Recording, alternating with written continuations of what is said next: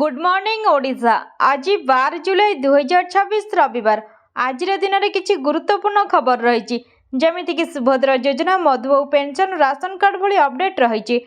आम चैनल को प्रथम कर आसी चैनल को सब्सक्राइब करी आपण भल पाइबा स्वरूप भिडियोटी को लाइक कर दिंतु। आसतु नजर पकाइबा आज खबर उपरे। सुभद्रा पंचम किस्ती तारीख घोषणा होईची। एमानकु एकाथरे मिलिबो 25,000 टंका। बड़ खबर। सुभद्रा योजना को नहीं उपमुख्यमंत्री प्रभाती परिडा प्रेसमिट।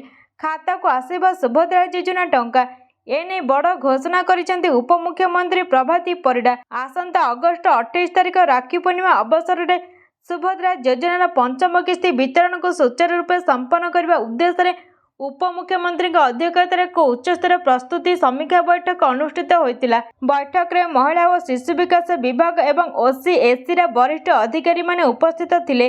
बैठक में सूचना दि जाइथिला जे सुभद्रा योजनार एपर्यंत 1,15,75,633 आवेदन पंजीकृत होइतिबा बेले सेथि मध्यरु 2026-2027 आर्थिक वर्ष में 3,17,966 नूतन आवेदन प्राप्त होइचे। फील्ड वेरिफिकेशन आनुषंगिक व्यवस्था ने समीक्षा होइचे। प्रेसमिट करी प्रभाती कहिसेंती जुलाई 25 सुधा फील्ड जांच शेष करने को निर्देश रही। नॉन बायोमेट्रिक ईकेएससी 28,000 हिताधिकारी अच्छा।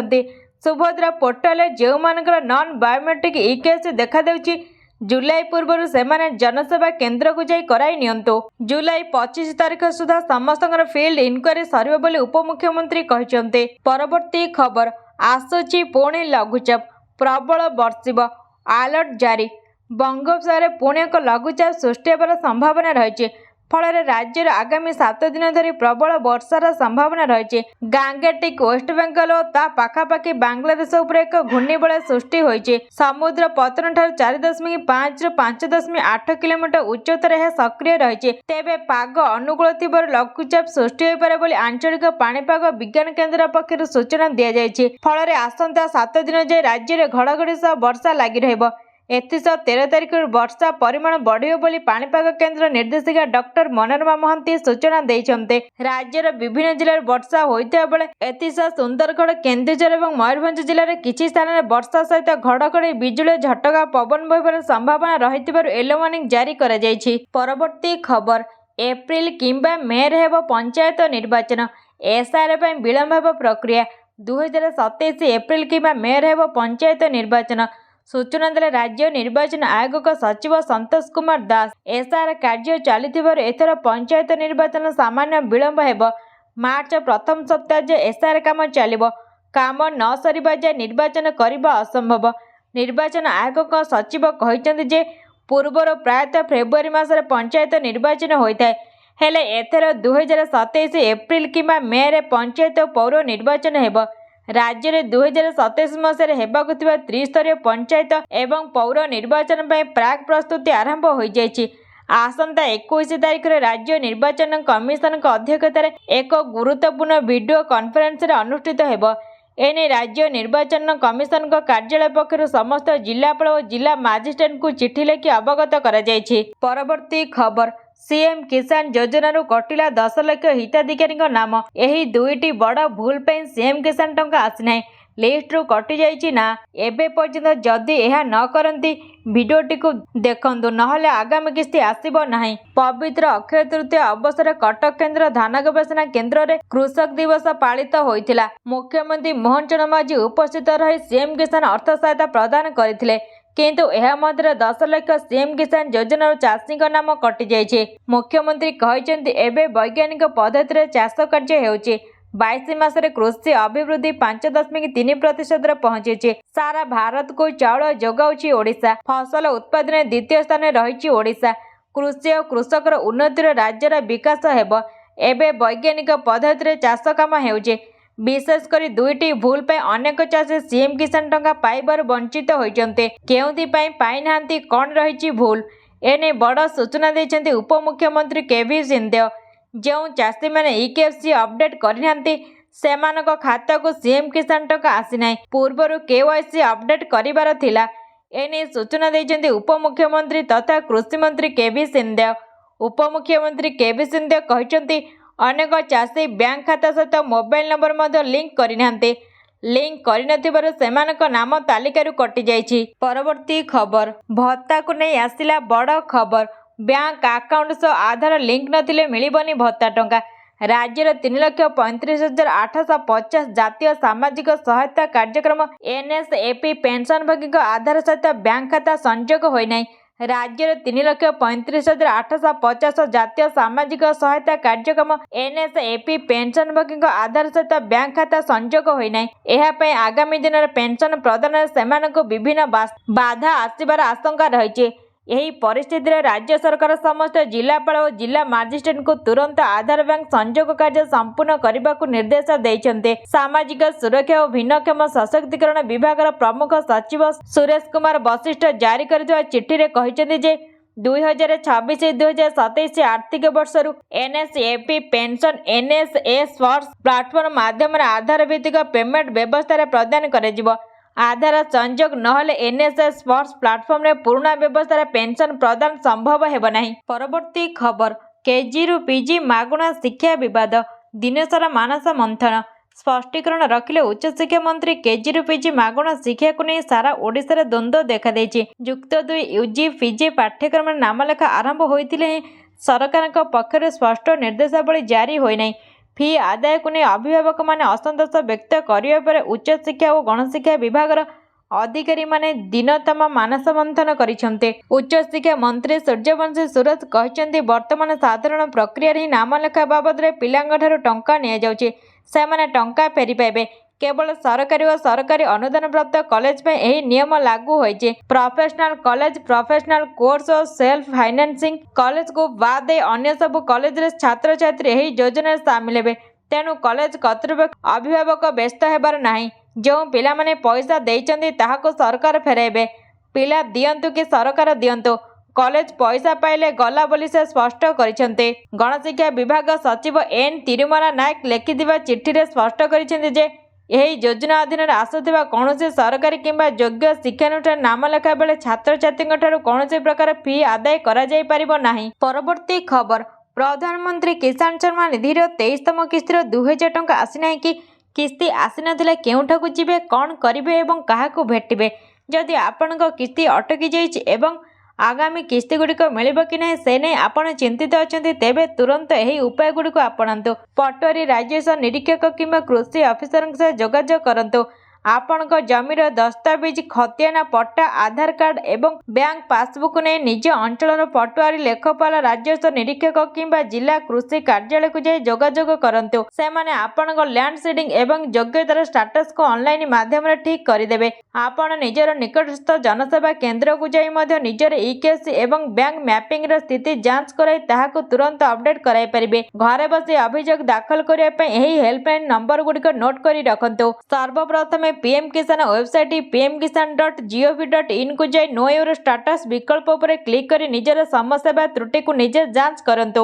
ଆପଣ ସରକାରଙ୍କ ଆଧିକାରିକ ହେଲ୍ପଲାଇନ୍ ନମ୍ବର 15526 କିମ୍ବା 1800115526 କିମ୍ବା 0112338109 କଲ୍ କରିପାରିବେ। ଏହା ବ୍ୟତୀତ ଆପଣ pmkisan.rct@gov.in ଇମେଲ ମଧ୍ୟ ପଠାଇ ପାରିବେ। ପରବର୍ତ୍ତୀ ଖବର, PM ଆବାସ ଯୋଜନାକୁ ନେଇ ଆସିଲା ବଡ଼ ଖବର। ଶୀଘ୍ର ତିଆରି କରନ୍ତୁ ନୂଆ ଘର, 1.80 ଲକ୍ଷ ଦେବେ ସରକାର।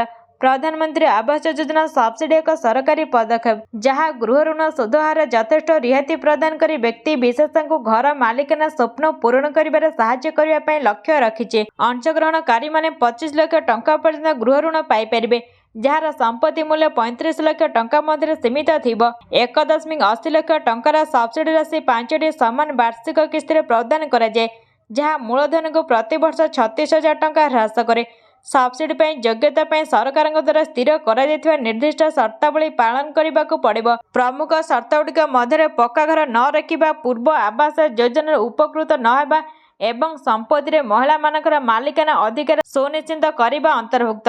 ସବସିଡି ପାଇଁ ଆବେଦନ କରିବା ସମୟରେ ଆବେଦନକାରୀଙ୍କ ପାଖରେ ପରିଚୟ ପ୍ରମାଣପତ୍ର, ଆୟ, ସମ୍ପତ୍ତି ମାଲିକାନା ଅଭାବକୁ ନିଶ୍ଚିତ କରୁଥିବା ଏକ ଶପଥପତ୍ର ଏବଂ ସମ୍ପତ୍ତି ସମ୍ବନ୍ଧୀୟ କାଗଜପତ୍ର ସମେତ ଜରୁରୀ କାଗଜପତ୍ର ପ୍ରସ୍ତୁତ ରହିବା ଆବଶ୍ୟକ। ପରବର୍ତ୍ତୀ ଖବର, କେନ୍ଦ୍ର ସରକାର ବଦଳାଇଲେ ରାସନ ନିୟମ।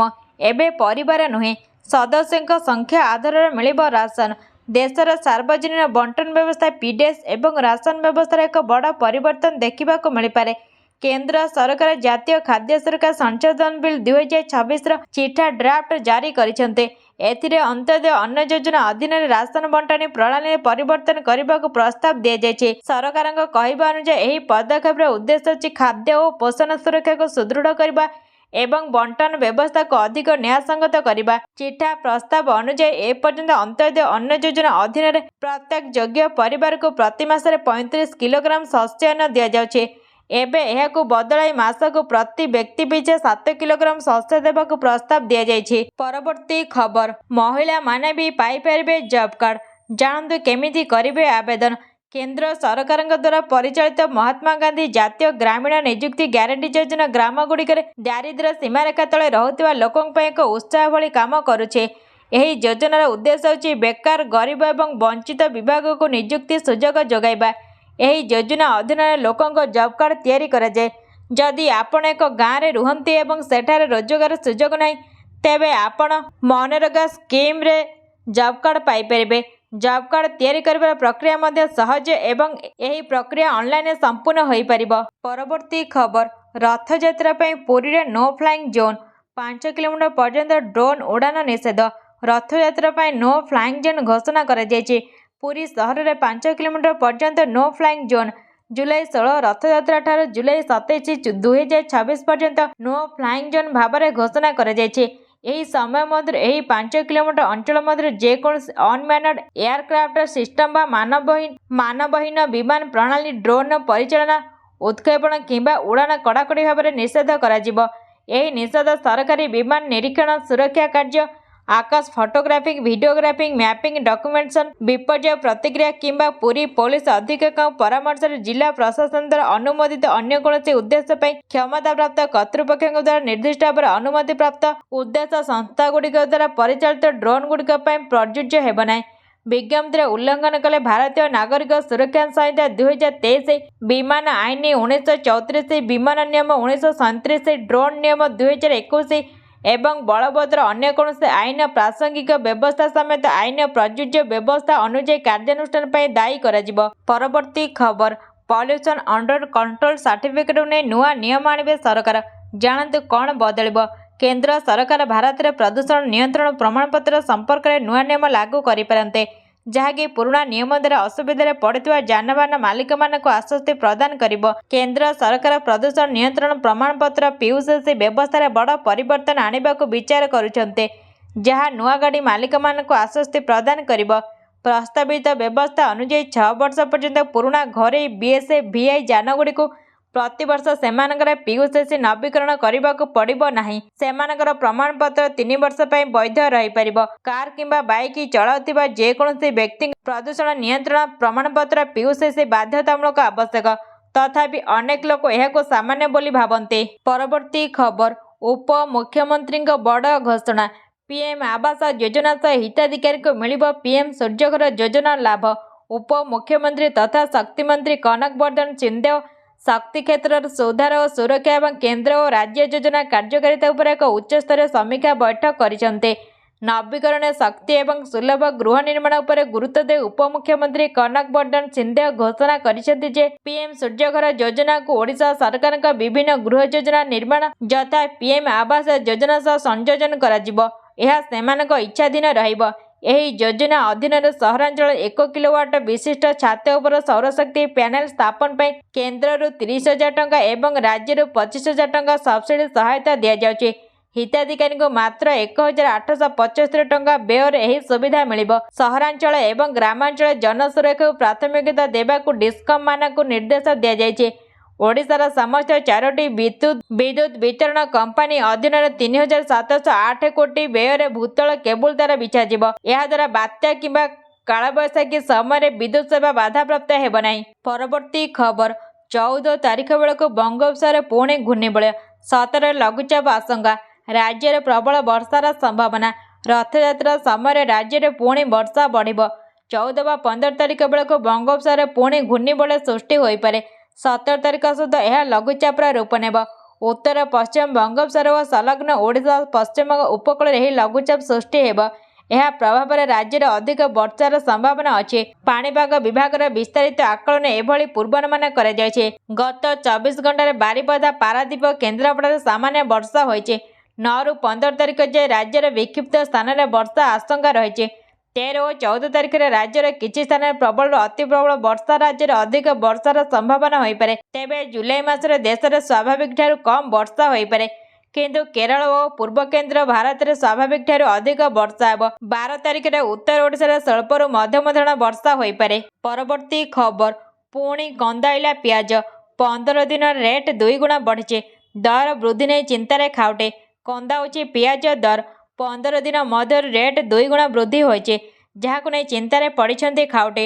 15 ଦିନ ପୂର୍ବରୁ ଯେଉଁ ପିଆଜ 20 ଟଙ୍କାରେ ବିକ୍ରି ହେଉଥିଲା, ତାହା ଏବେ 40 ଟଙ୍କାରେ ବିକ୍ରି ହେଉଛି।